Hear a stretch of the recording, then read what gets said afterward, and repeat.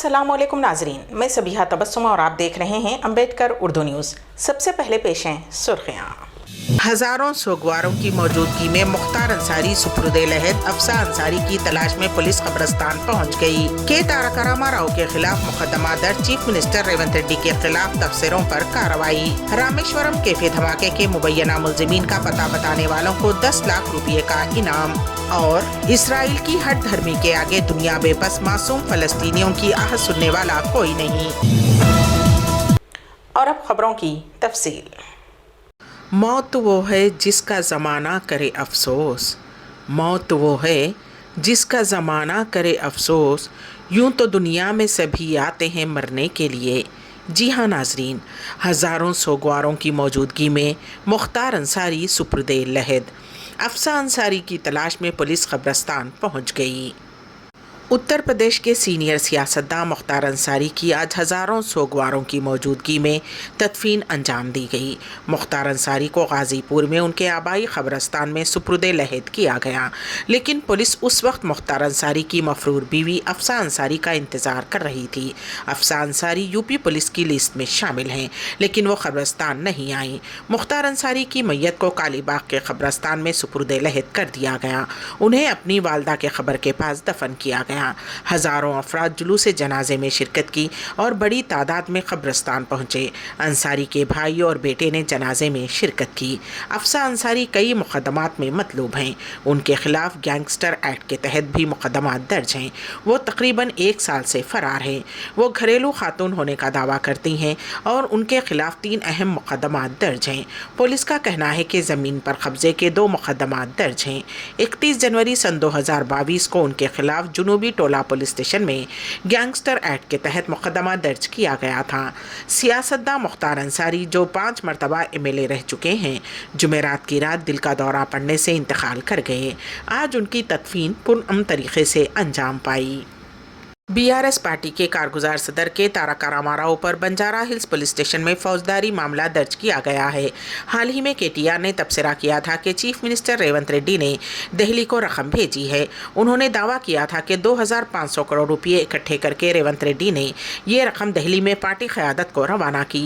Congress leader बथिना Srinivas Rao ने BRS party के leader के उन तबसरों पर हनमकुंडा पुलिस स्टेशन में शिकायत दर्ज करवाई। पुलिस ने हनमकुंडा पुलिस स्टेशन में एक केस दर्ज किया और उसे बंजारा हिल्स पुलिस स्टेशन मुंतकिल कर दिया।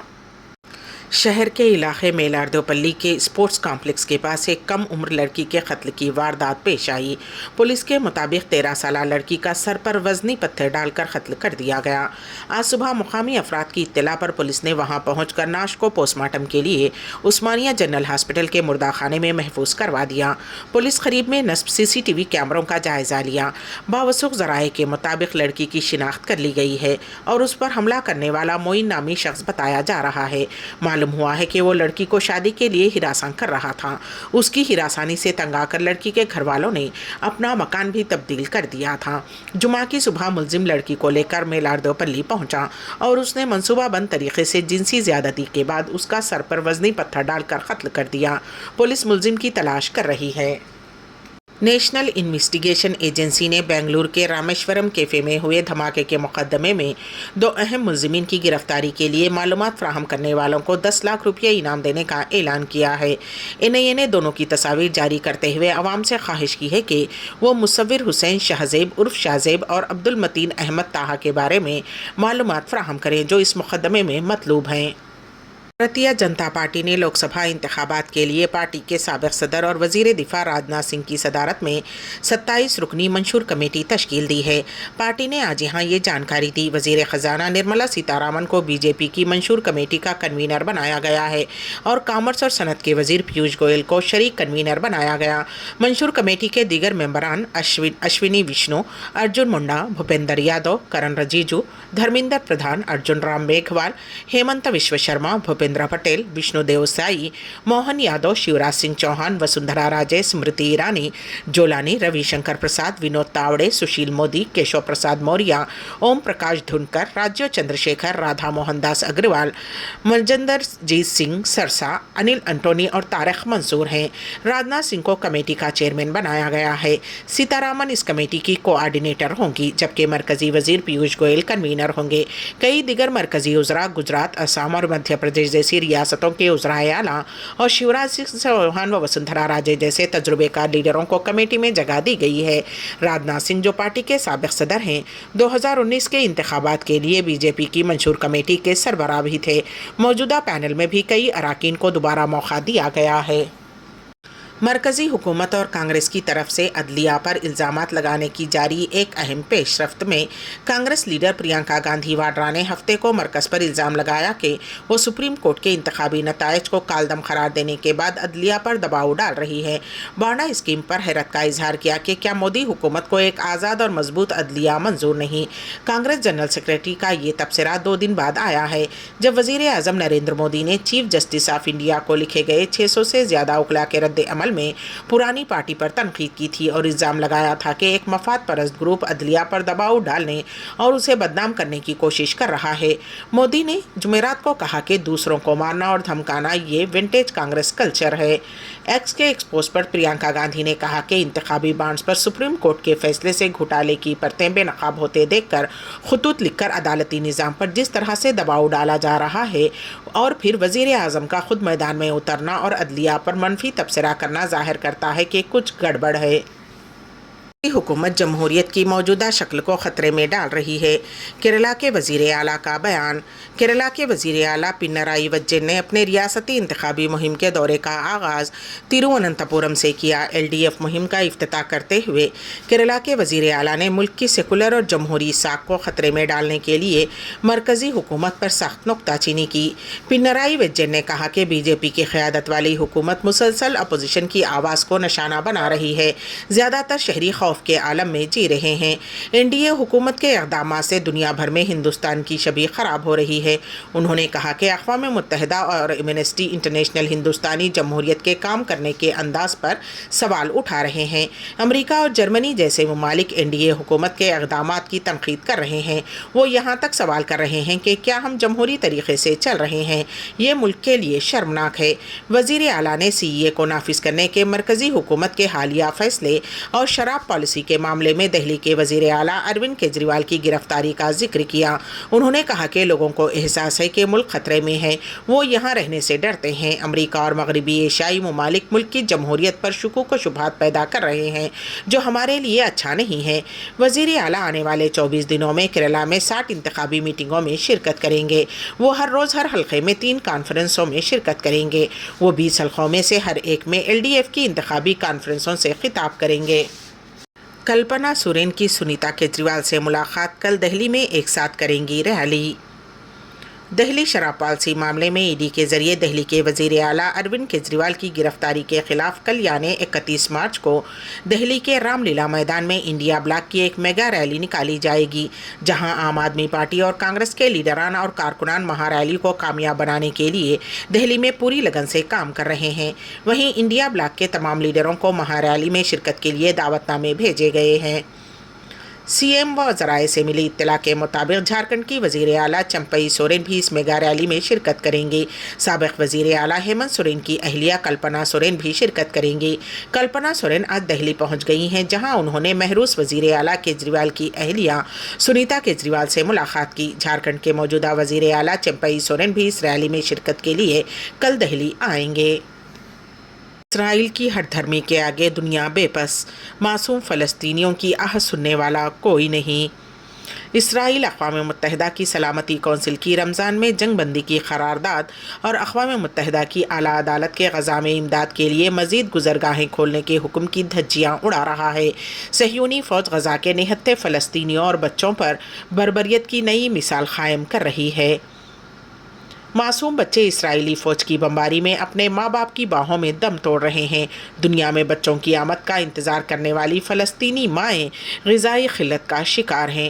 فلسطینی جانوروں کا چارہ اور گھاس کھا کر زندگی گزارنے کے لیے مجبور ہو چکے ہیں۔ اقوام متحدہ، عرب اور مسلم ممالک بشمول پوری عالمی برادری اسرائیل سے صرف جنگ بندی کی اپیل کر رہے ہیں۔ اسرائیل کے ذریعے ان اپیل اور مطالبات کو ٹھکرایا جانا عالمی برادری اور اقوام متحدہ کی بے بسی کو ظاہر کرنے کے لیے کافی ہے۔ رمضان کا دوسرا عشرہ ختم ہونے والا ہے اور رمضان میں جنگ بندی کے لیے مقدس مہینے سے قبل شروع ہوئی جنگ بندی کی کوششیں ابھی تک فیصلہ کن موڑ پر نہیں آ پائی ہیں۔ کبھی حماس تو کبھی اسرائیل کی جانب سے جنگ بندی کی کوششوں کو دھکا لگتا آیا ہے۔ ان حالات میں شمالی اور جنوبی غزہ میں ہر محلے اور چوراہے پر سفید کفن میں لپٹی فلسطینیوں کی لاشیں پڑی ہوئی ہیں۔ کئی فلسطینی ایسے بھی ہیں جنہیں نہ ہی کفن میسر ہے اور نہ ہی 2 گز زمین۔ غزہ میں حماس کے زیر انتظام وزارت صحت نے کہا ہے کہ غزہ کی پٹی میں ہلاک ہونے والے فلسطینیوں کی تعداد بڑھ کر 32,623 ہو گئی ہے۔ وزارت نے جمعہ کو بتایا کہ اسرائیلی فورسز نے گزشتہ 24 گھنٹے کے دوران 71 فلسطینیوں کو ہلاک اور 112 کو زخمی کیا ہے۔ وزارت کے مطابق اسرائیل اور حماس تنازع کے آغاز سے اب تک ہلاکتوں کی کل تعداد 32,623 تک پہنچ گئی ہے اور 75,092 افراد زخمی ہوئے ہیں۔ سرکاری خبر رساں ایجنسی WAFA نے بتایا کہ جمعہ کو غزہ شہر میں اسرائیلی جنگی طیاروں کے فضائی حملوں میں خواتین اور بچوں بشمول کم از کم 20 فلسطینی ہلاک ہو گئے۔ سعودی ماں کے اولاد کو منفرد اقامہ دیا جائے، رکن شورا کا مطالبہ۔ پیش ہے اس سلسلے میں ہمارے نمائندے KN واصف کی رپورٹ۔ سعودی عرب میں ایسی بہت سی سعودی خواتین ہیں جنہوں نے غیر سعودی مردوں سے شادی کی ہے۔ ان خواتین کے شوہر اور بچے ان کی کفالت میں رہ سکتے ہیں، مگر ان کو کوئی مراعات حاصل نہیں رہتی۔ ان کے پاس وہی اقامہ ہوتا ہے جو دیگر خارجی باشندوں کے پاس ہوتا ہے۔ اس سلسلے میں مجلس شورا کے اجلاس میں منفرد اقامے کے حوالے سے مختلف نکات پر بحث کی گئی۔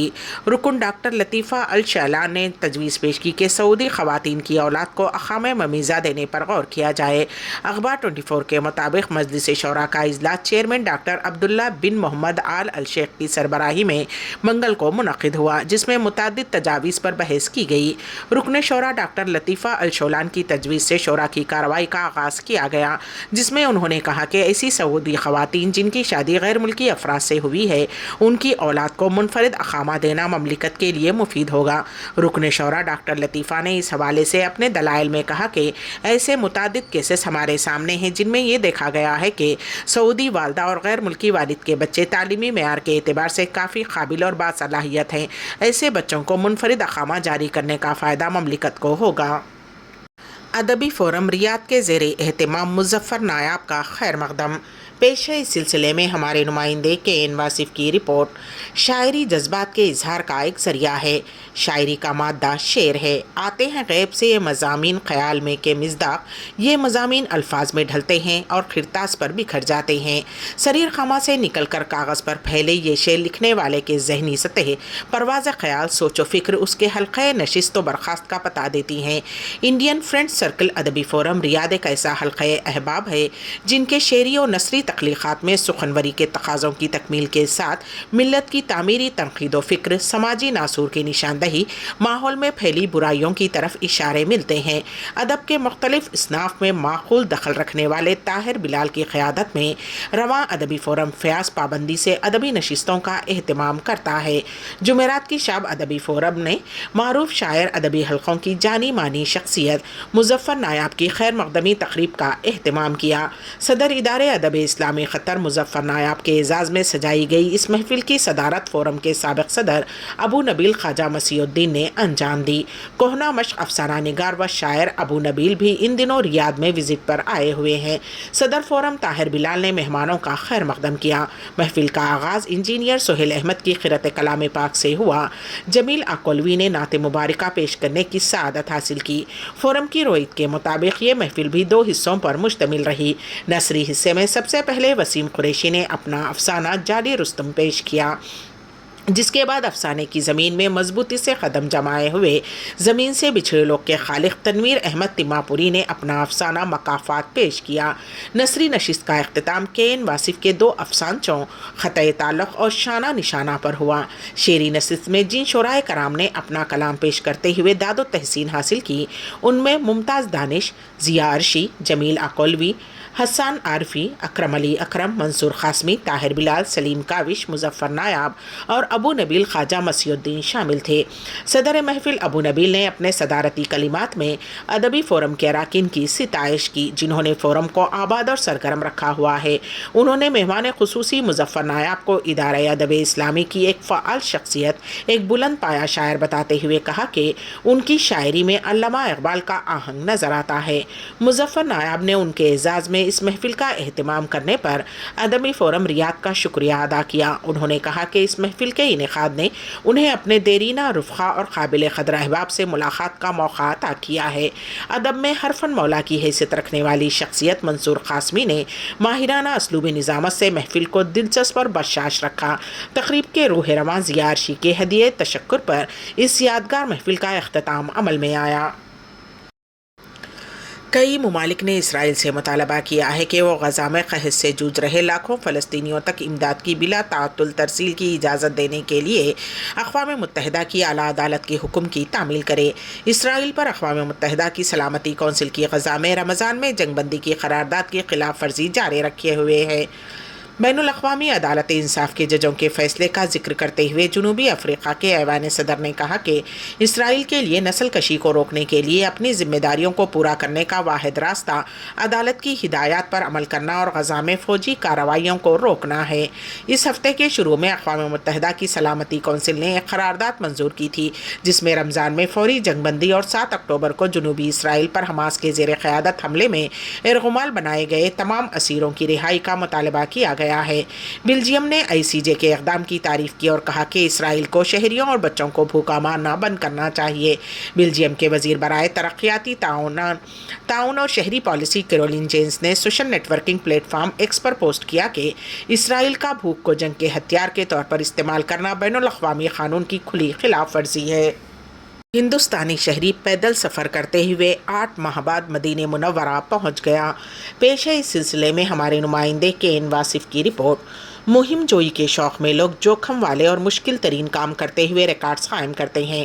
کچھ لوگ اپنی مہم جوئی کو کار خیر یا عمل صالح سے بھی جوڑ لیتے ہیں۔ ریاست مہاراشٹر سے تعلق رکھنے والے سید علی نے بھی ایسا ہی کیا۔ مقامی میڈیا میں شائع خبر کے مطابق انڈین شہری سید علی پیدل سفر کرتے ہوئے 8 ماہ بعد مدینہ منورہ پہنچ گئے۔ اپنے سفر کا اختتام حج کی ادائیگی سے کرنے کی خواہش ظاہر کی ہے۔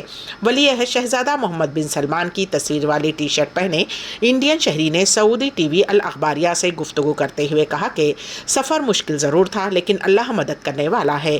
میں اللہ سے مدد مانگ رہا تھا اور اللہ نے میری مدد کی۔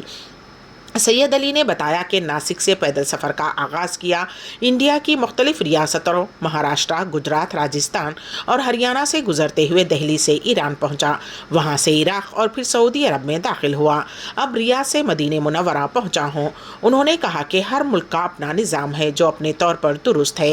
ایران اور عراق بھی گیا، لیکن مجھے سعودی عرب کا نظام زیادہ اچھا لگا، مجھے یہاں کوئی مشکل پیش نہیں آئی۔ انہوں نے بتایا کہ وہ پہلے بھی مدینہ منورہ آ چکے ہیں۔ سعودی حکومت کی جانب سے زائرین کو دی جانے والی سہولتوں پر شکریہ ادا کیا۔